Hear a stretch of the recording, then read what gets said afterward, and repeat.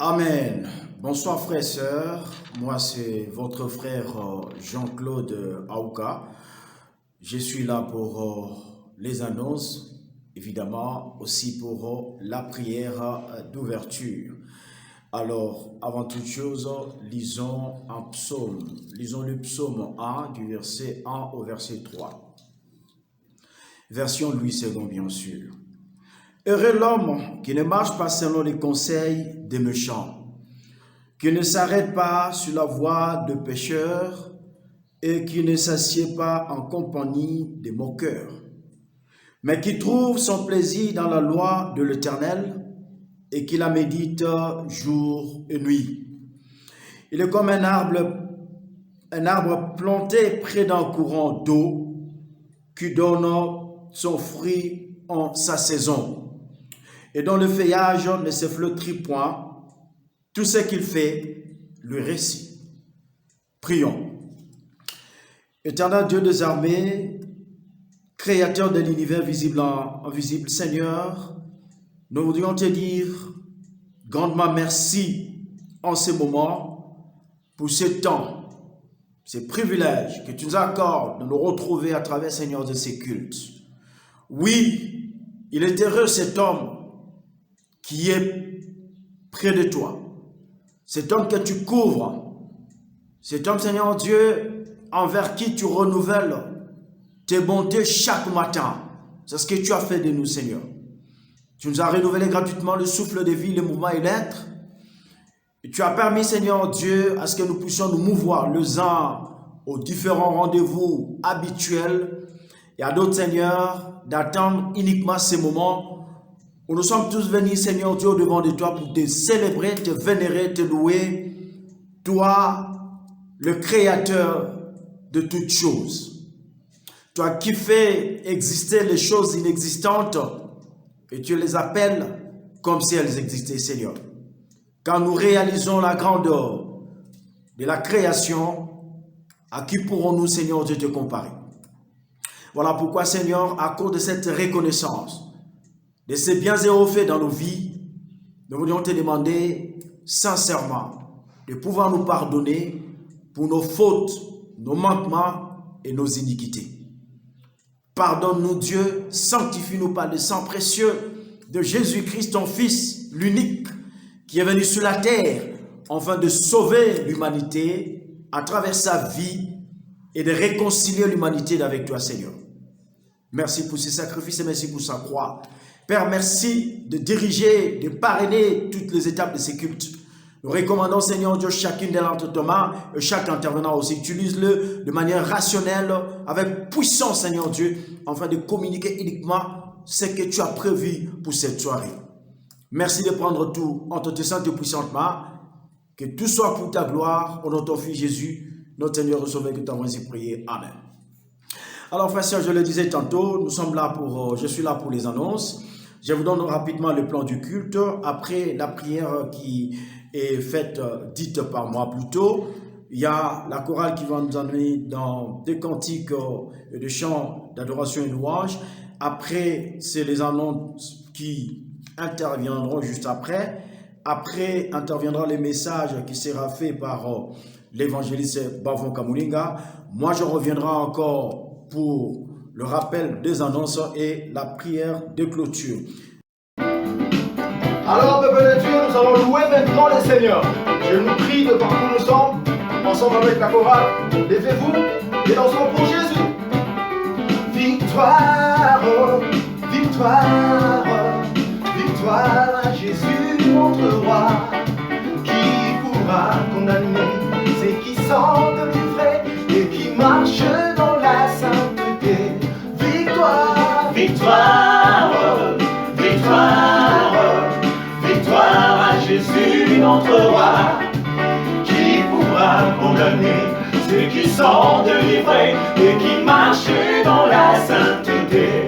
Victoire, victoire, victoire, victoire à Jésus, notre roi, qui pourra condamner ceux qui sont délivrés et qui marchent dans la sainteté. Jésus se levait, Satan est terrassé, Jésus se levait, Satan est terrassé, Jésus se levait, Satan est terrassé, Jésus se levait, Satan est terrassé. Tokolonga, bona Yesu, Tokolonga, bona Yesu, Tokolonga, bona Yesu, Tokolonga, bona Yesu. Yahweh nanga, elongisa yayo, yokumamale yoyo. Yahweh nanga, elongeza yayo, yokumama lelo. Yahweh nanga, bikaweza yayo, yokumamale yoyo. Yahweh nanga, elongeza yayo, yokumama lelo. Yokumama lelo, yokumama, yokumama lelo, yokumama, yokumama lelo, yokumama, yokumama lelo, yokumama. Woo! Amen.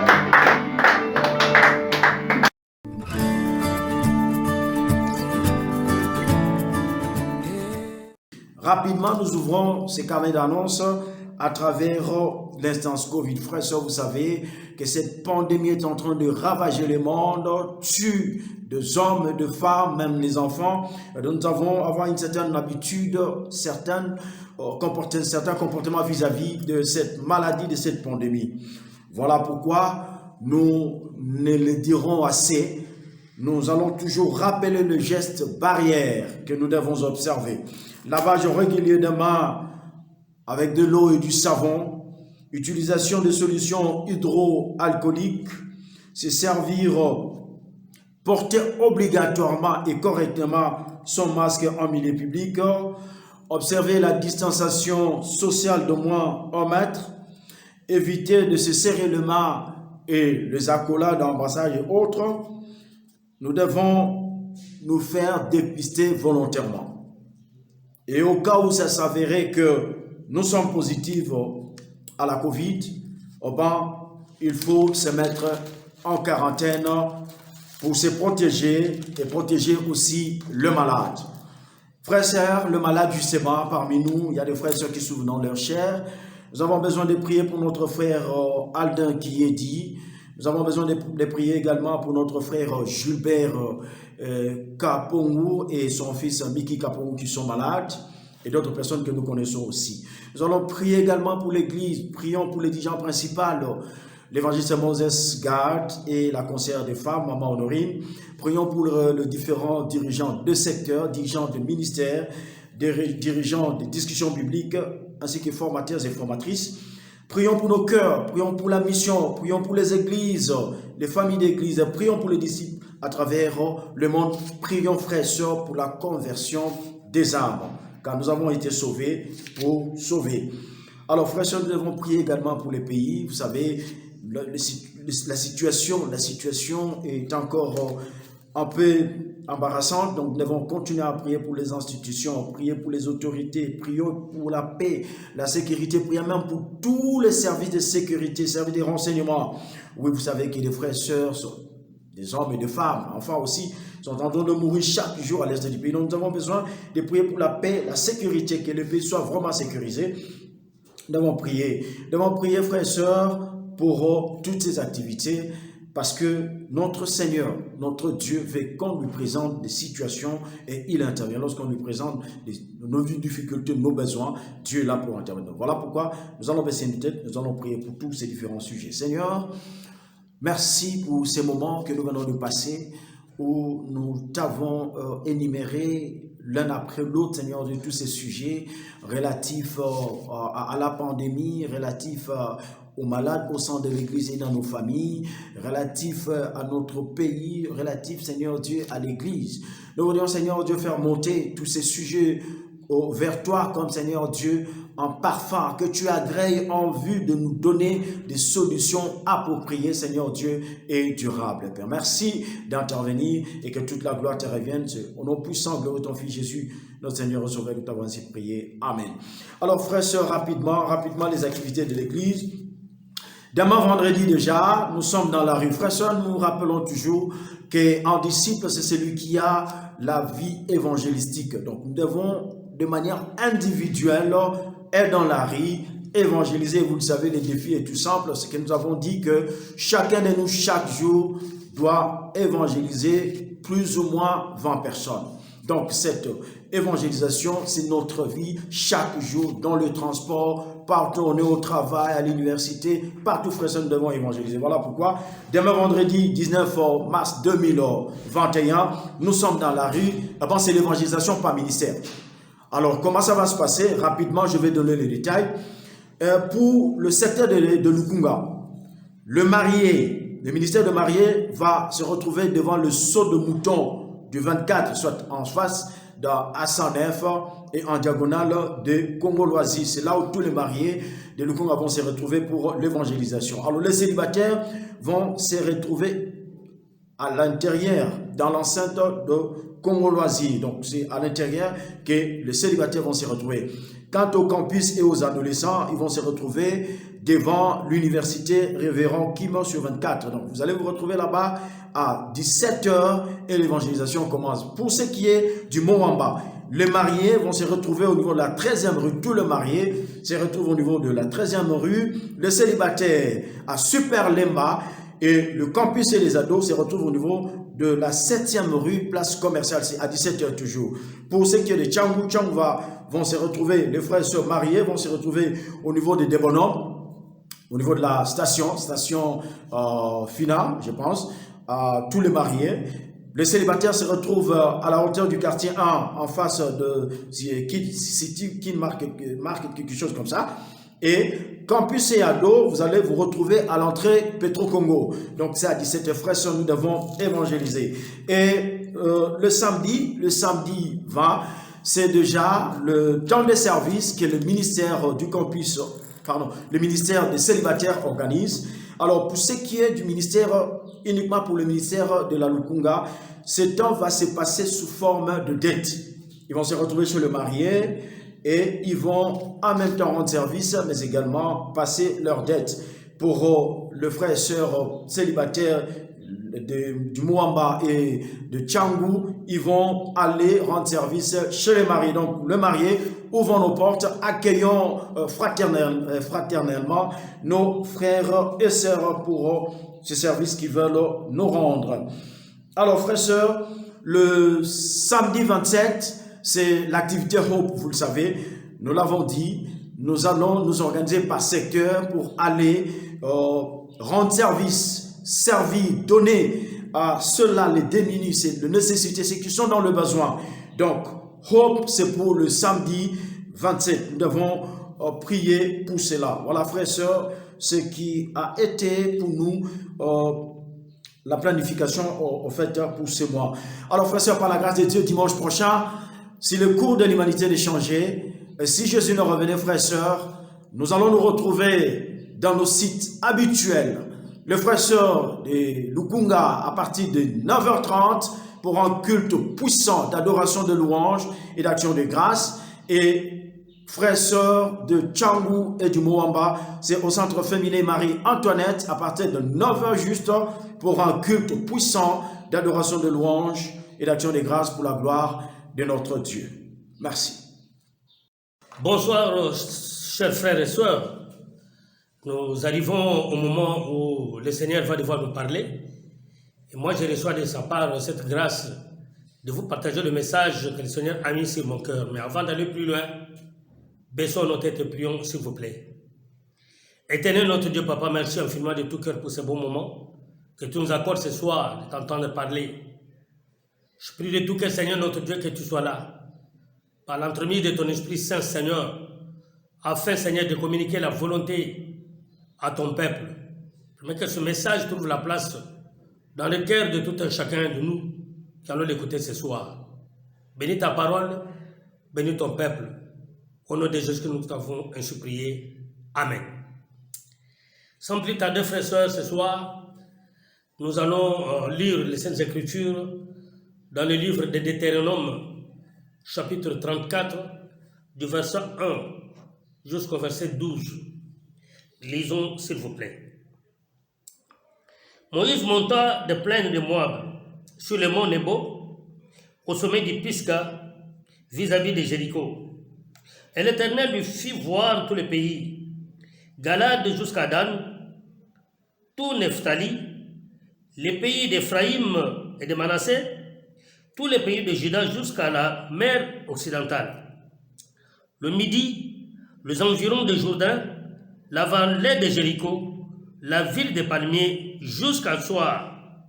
L'Éternel lui dit, cela est le pays que je jurais de donner à Abraham, à Isaac et à Jacob, en disant, je les donnerai à ta postérité, je te les fais voir de tes yeux, mais tu n'y entreras point. Moïse, serviteur de l'Éternel, mourut là, dans le pays de Moab, selon l'ordre de l'Éternel. Et l'Éternel l'enterra dans la vallée, au pays de Moab, vis-à-vis de Beth-Péor. Personne n'a connu son sépulcre jusqu'à ce jour. Moïse était âgé de 120 ans lorsqu'il mourut. Sa vie n'était point affaiblie et sa vigueur n'était point passée. Les enfants d'Israël pleurèrent Moïse pendant 30 jours dans les plaines de Moab. Et ces jours de pleurs et de deuil sur Moïse arrivèrent à leur terme. Josué, fils de Nun, était rempli de l'esprit de sagesse, car Moïse avait posé ses mains sur lui. Les enfants d'Israël lui obéirent et se conformèrent aux ordres que l'Éternel avait donnés à Moïse. Il n'a plus paru en Israël de prophète semblable à Moïse, que l'Éternel connaissait face à face. Nul ne peut lui être comparé pour tous les signes et les miracles que Dieu l'envoya faire au pays d'Égypte contre Pharaon, contre ses serviteurs et contre tout son pays, et pour tous les prodiges de terreur que Moïse accomplit à main forte sous les yeux de tout Israël. Frères et sœurs, voilà les textes auxquels nous allons devoir partager ce soir. Dans ce texte, frères et sœurs, que nous venons de lire, il s'agit là de dernier causerie de Moïse et de l'Éternel. Moïse, celui qui a fait sortir le peuple d'Israël en Égypte pour les amener dans la terre que Dieu avait promis à ses ancêtres. Mais ce long voyage n'a pas été facile pour Moïse. Vous savez, marcher sous la direction de l'Éternel, ça n'a pas été facile pour lui. Mais Moïse s'est battu, frères et sœurs, depuis sa sortie d'Égypte jusqu'à près d'entrer dans la terre promise. Et la Bible nous montre que lorsqu'il est arrivé vers les derniers jours que le Seigneur avait déjà décidé pour son départ, le Seigneur, l'Éternel, va l'amener, va le faire monter sur la montagne et va le faire voir tous les pays qui composaient la terre promise. Et lorsque Moïse fit cela, l'Éternel lui dit, voici le pays que j'ai promis à Abraham, Isaac et Jacob. Mais toi, tu as vu seulement, mais tu n'entreras pas. Frères et sœurs, Moïse, dans sa marche avec Dieu, il est resté constant dans sa marche avec le Seigneur. Durant toute sa vie, depuis son appel, Moïse a œuvré pour la terre promise. Dans cette marche avec le Seigneur, frères et sœurs, Moïse n'a pas fléchi. Il a gardé son intimité avec le Seigneur. jusqu'au le jour où le Seigneur les fait visiter la terre promise de loin. Et lui dit, tu n'entreras pas là-bas. Oui, frères et sœurs, Moïse est mort sur cette montagne, mais la Bible dit, c'est Dieu de l'Éternel lui-même qui l'a enterré. Oui, frères et sœurs, pendant que Dieu annonçait à Moïse que tu as vu le pays, mais tu n'entreras pas, nous voyons que Moïse n'a pas eu le temps, il n'a pas discuté avec Dieu. Mais Moïse est mort, frères et sœurs, les yeux fixés sur la promesse et dans son intimité avec Dieu.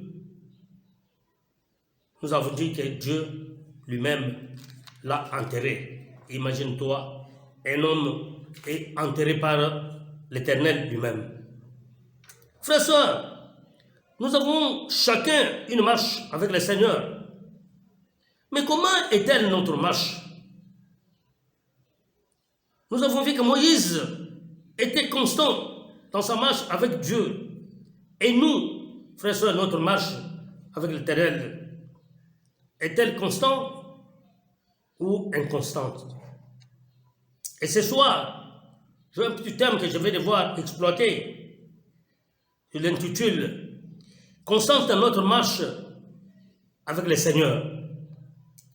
Deutéronome, chapitre 34, du verset 1 à 12, là où nous tirons ce thème. Nous avons vu comment Moïse est resté dans sa marche, est resté constant dans sa marche avec le Seigneur. La constance, frères et sœurs, c'est la fermeté de l'âme qui permet de résister aux choses capables de l'ébranler, telles que la douleur, les tourments, les afflictions.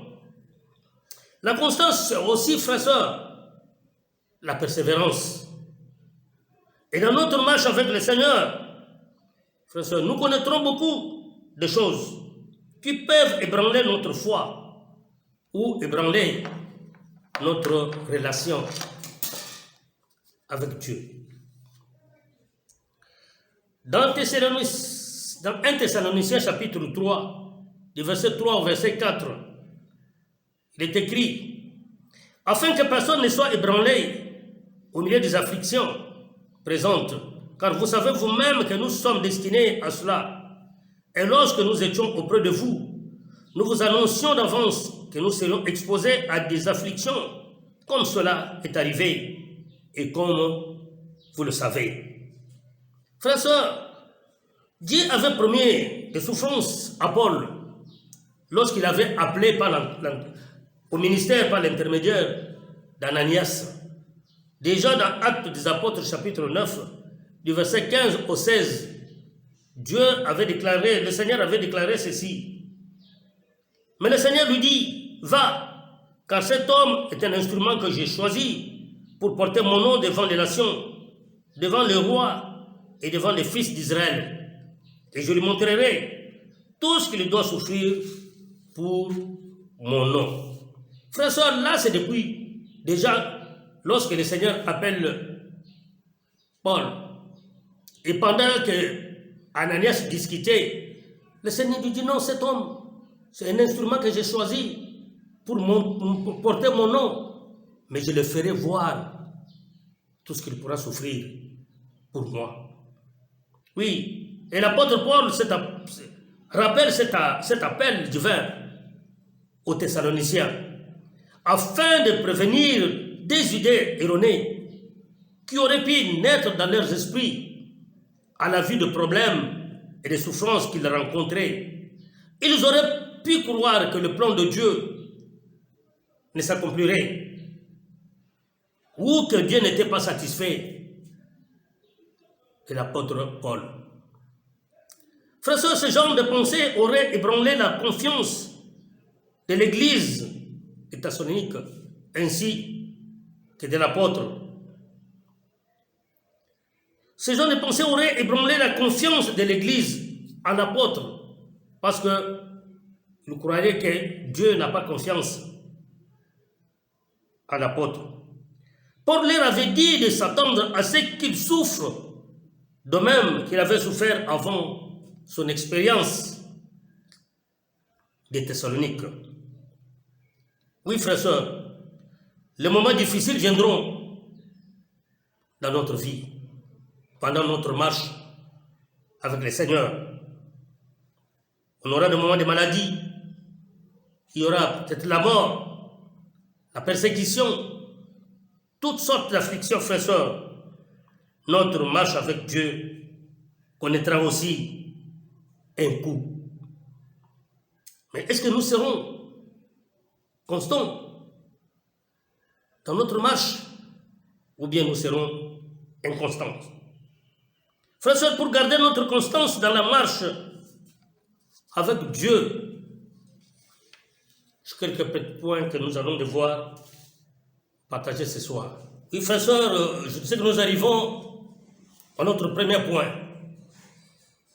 Reste constant dans notre attachement, ou restez constant dans notre attachement à Dieu. Deutéronome chapitre 10, verset 20. Tu craindras l'Éternel ton Dieu, tu le serviras, tu t'attacheras à lui, et tu jureras par son nom. Telle a été, frères et sœurs, la loi donnée à Israël par l'Éternel. Et le peuple devrait s'attacher à l'Éternel lui seul, le servir, et le peuple devrait jurer par son nom. Oui, frères et sœurs, s'attacher à Dieu, c'est autrement être collé à lui. C'est aussi tenir ferme dans sa relation avec Dieu, ou encore s'accrocher à lui, frères et sœurs. Oui, dans notre marche avec le Seigneur, nous devons être constants dans notre attachement avec Dieu, c'est-à-dire nous devons rester fermes dans cet attachement au Seigneur. Et dans Actes des Apôtres, chapitre 11, verset 23, est écrit: lorsqu'il fut arrivé et qu'il eut vu la grâce de Dieu, il s'en réjouit et les exhorta tous à rester d'un cœur ferme, attachés au Seigneur. Oui, frères et sœurs, ici il s'agit de Barnabas, envoyé par les apôtres de Jérusalem pour rendre visite, pour se rendre compte de l'église qui venait de commencer à Antioche.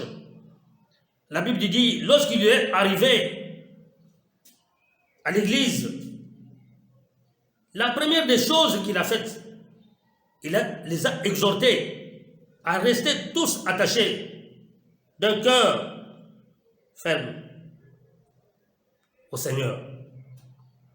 L'église, frères et sœurs, doit être attachée au Seigneur.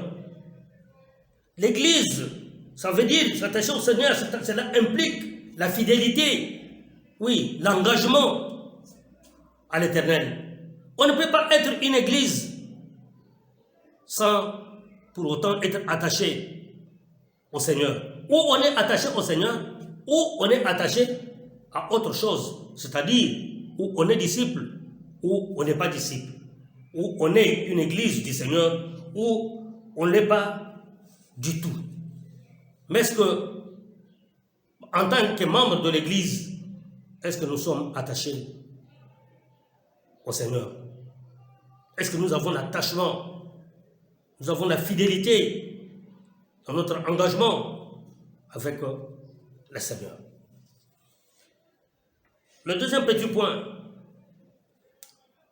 nous devons rester constants, c'est-à-dire attachés à l'œuvre du Seigneur.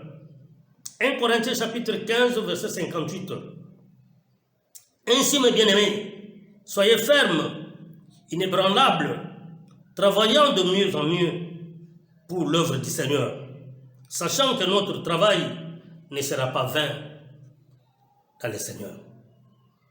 L'exhortation de l'apôtre Paul à l'église de Corinthe leur montre combien les chrétiens devraient être fermes dans leur engagement à servir le Seigneur. Oui, frères et sœurs. Là, il s'agit d'un engagement à servir le Seigneur sans relâche, sans recul. C'est-à-dire, pas être chaud pour le Seigneur aujourd'hui et demain, on relâche. Oui, on est chaud pour le service du Seigneur aujourd'hui et demain, on ne te voit plus. Combien sont parmi nous aujourd'hui, que hier on les a vus travailler pour le Seigneur, hier on les a vus chauds pour l'œuvre du Seigneur, et aujourd'hui ils sont froids, frères et sœurs. Les disciples devraient rester fidèles à leur engagement à servir le Seigneur. Comme le dit Colossiens 3, 23, tout ce que vous faites, faites-le de bon cœur, non pas comme pour les hommes, mais pour le Seigneur. Oui, frères et sœurs, les disciples devraient travailler à l'œuvre du Seigneur de bon cœur, pas pour les hommes, comprenant que nous sommes en train de travailler pour le Seigneur, parce que la Bible dit, en travaillant de mieux en mieux pour le Seigneur, il y a une récompense. Il y a une récompense qui est réservée. Une récompense réservée, frères et sœurs, à ceux qui sont fermes, à ceux-là qui sont attachés à servir le Seigneur. Leur travail ne sera pas vain, frères et sœurs, dans le Seigneur, ça sera récompensé. Qu'est-ce que ça veut dire, frères et sœurs? Attaché à l'œuvre du Seigneur. Oui, l'œuvre du Seigneur ne consiste que le partage de notre foi, chercher à gagner les âmes perdues. Oui, frères et sœurs, c'est ça, être au service du Seigneur. Non seulement partager sa foi, non seulement évangéliser ou chercher les âmes. Oui, travailler aussi, frères et sœurs, au sein de l'Église. Oui, soutenir l'œuvre du Seigneur. Et c'est là, on devrait le faire avec attachement, pas avec relâchement.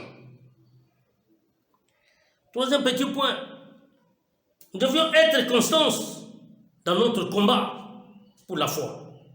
Oui, frères et sœurs, notre foi, la foi c'est la chose la plus importante que nous avons en tant que disciples de Jésus-Christ, et cette foi a toujours été combattue.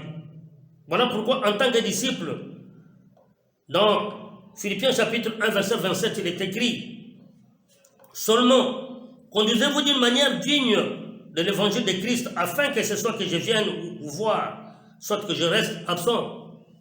J'entends dire de vous que vous demeurez ferme dans un même esprit, combattant d'une même âme pour la foi de l'évangile. Oui, frères et sœurs, l'apôtre exhorte l'Église pour leur montrer que même si je suis présent, même si je ne suis pas présent, j'aimerais entendre parler. J'aimerais entendre parler que vous demeurez ferme dans un même esprit, combattant tous d'une même âme pour la foi de l'évangile. Il s'agit de l'unité, frères et sœurs, de la foi, l'unité d'esprit pour combattre pour notre foi. Parce que si nous ne sommes pas unis, frères et sœurs, si on ne combat pas pour la foi de l'évangile, on ne sera rien devant Dieu.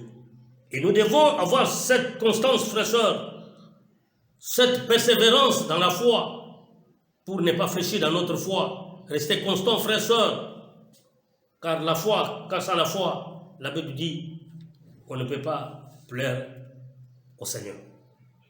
Et je vais bientôt terminer mon exhortation, c'est, frères et sœurs, de ce soir, avec le dernier petit point, rester constant en temps des afflictions. Oui, frères et sœurs, les afflictions, les difficultés, les persécutions, toutes ces choses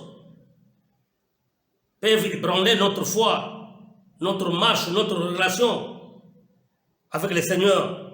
Voilà pourquoi dans Romains chapitre 8, 35 à 37, la Bible déclare: qui nous séparera de l'amour de Christ? Sera-ce la tribulation, ou l'angoisse, ou la persécution, ou la faim, ou la nudité, ou le péril, ou le paix, selon qu'il est écrit. C'est à cause de toi qu'on nous met à la mort tous les jours, qu'on nous regarde comme des brebis destinées à la boucherie. Mais dans toutes ces choses, nous sommes plus que vainqueurs par celui qui nous a aimés. Oui, frères et sœurs, je l'avais dit tantôt, des moments d'affliction, des moments de difficulté viendront toujours viendront bousculer notre marche avec le Seigneur. Oui, ces choses citées ici, ce ne sont pas des choses faciles dans notre marche ou dans notre engagement avec le Seigneur. Lorsqu'on est bousculé par les afflictions, la souffrance, la faim, la nudité, manque du travail, manque de nourriture, tout cela peut ébranler notre foi, frères et sœurs. Mais nous avons un encouragement de la part du Seigneur qui dit, vis-à-vis de toutes ces choses, nous, si nous sommes attachés au Seigneur, nous serons plus que vainqueurs, car Jésus-Christ nous soutiendra, frères et sœurs. Oui, frères et sœurs, nous devons rester constants dans ces moments difficiles, dans ces moments de tourment, frères et sœurs. Ces choses citées dans ce passage viendront nous rendre visite un jour. Quelle attitude allons-nous avoir? Abandon de la foi, ou nous serons persévérants, ou nous serons constants dans notre marche avec le Seigneur? Paul dit, dans toutes ces choses, si nous sommes attachés au Seigneur, nous serons plus que vainqueurs. Oui, frères et sœurs, car en Jésus, il y a la victoire. En Jésus, il y a la victoire, frères et sœurs. Qu'est-ce qu'on décide ce soir? On abandonne notre marche avec le Seigneur, comme les autres ont déjà un pied dedans, un pied dehors. Les autres même ont déjà abandonné cette marche qui n'est pas facile, frères et sœurs.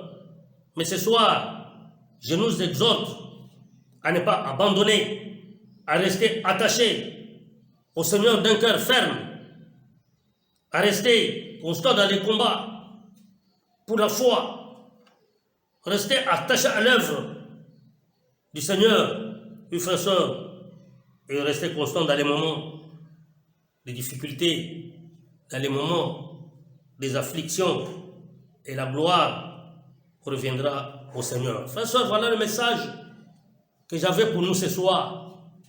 Que le Seigneur nous soutienne et que le Seigneur bénisse son Église. Prions, s'il vous plaît. Père éternel, notre Dieu, Papa, merci.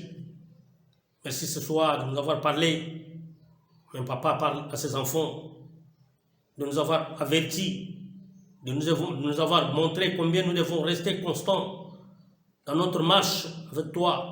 Cette marche qui n'est pas facile.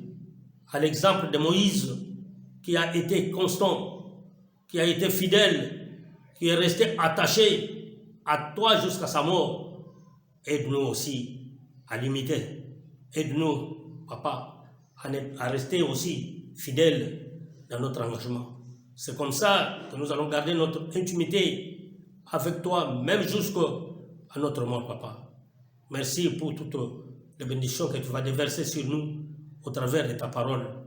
Bénis ta parole et bénis ton peuple. Tout pour ta gloire, au nom de Jésus-Christ que nous avons ainsi prié. Ensemble, nous disons Amen. Amen, frères et sœurs, nous sommes quasiment à la fin de notre culte, mais laissez-moi rappeler l'essentiel d'annonces, les annonces phares.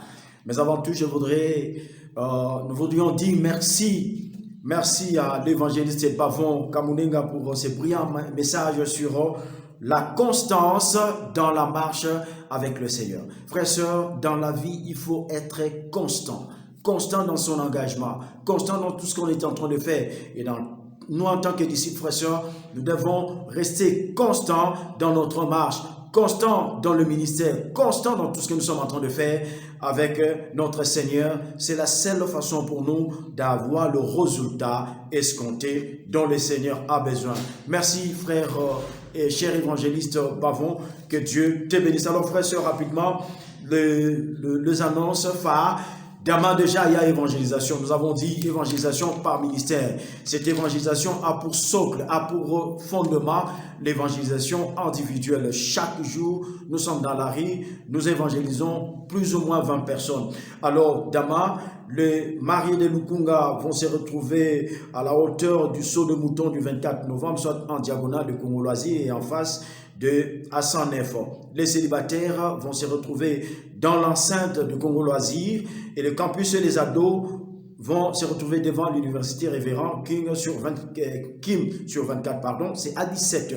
Alors pour ce qui est du Mouamba, tous les mariés seront sur la 13e rue à Limité, de part et d'autre de la passerelle. Le célibataire, c'est au niveau de Super Lemba et campus et ados, c'est à la 7e rue, place commerciale. Pour ce qui est de nos frères et sœurs de Tchangou, tous les mariés, c'est à des bonhommes. Et le célibataire, c'est à la hauteur du quartier en Djili. Et le campus, les ados, à l'entrée Petro-Congo. Frères et sœurs, rapidement, nous disons que le samedi, un temps de service est organisé de manière générale par le frère et sœur célibataire, mais avec une particularité, c'est que pour ce qui est le frère et sœur de célibataire de Lukunga, pardon, ce temps se passera sous forme de dette. Donc, ils vont se retrouver en même temps en dette et rendant service. Pour le reste, c'est-à-dire Lukunga et Tchangou et Mouamba, ils vont aller rendre visite chez les mariés. Chers mariés, recevons nos frères. Recevons nos frères et sœurs, ouvrons nos portes. Ce sont des bénédictions qu'ils apportent, donc ne fermons pas nos portes. Accueillons-les, la gloire reviendra à notre Seigneur. Alors le samedi 27, nous allons nous retrouver par secteur, bien sûr, par secteur, nous allons nous retrouver pour nos activités, à l'activité Hope, rendre service. Alors, pour ce dimanche, d'une manière particulière, tous les dirigeants des discussions bibliques, formateurs et formatrices, il y a la réunion de restitution. La réunion de restitution, juste après culte, après nos réunions des discussions bibliques, nous allons nous retrouver par secteur pour la réunion des restitutions. De quoi sera-t-il question lors de cette réunion? Nous vous rappelons que vous devez ramener les fiches qui nous ont été données au début du mois de février, parce que le mois a déjà pris fin. On vous remettra de nouvelles fiches. Donc nous avons besoin d'amener ces fiches et de le remettre aux dirigeants des ministères, et ceux-ci remettront aux dirigeants des secteurs. Frères et sœurs, ça a été un plaisir de vous servir à travers les virtuels. Que notre Dieu vous bénisse. Nous vous disons merci.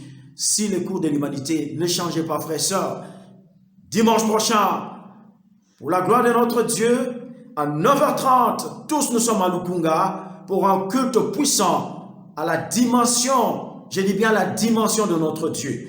Et pour ceux de Tchangou et du Mouamba, frères et sœurs, nous allons nous retrouver au centre féminin Marie-Antoinette à 9h pile pour un culte puissant, glorieux, qui donnera gloire à l'Éternel notre Dieu.